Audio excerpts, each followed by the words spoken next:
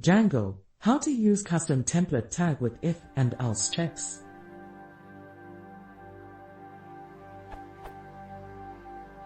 I have made a custom template tag for permissions using Python.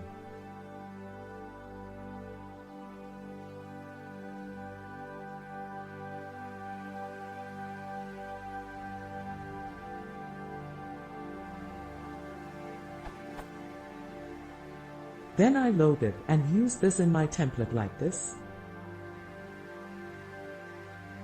which in return prints true. Now I want to use it as a check if user has permission or not. How can I use this template tag with if and else conditions? Currently I am using it like this.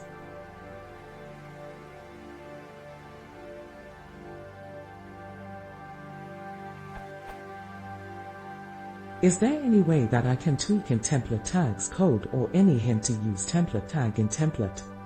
NB. Previously I was using Django's permissions like this, %if perms.profile.add_user%, but due to some reasons I have to write my own template tag now.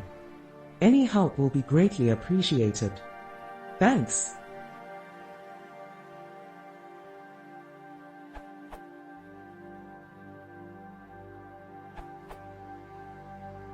You should use assignment tags.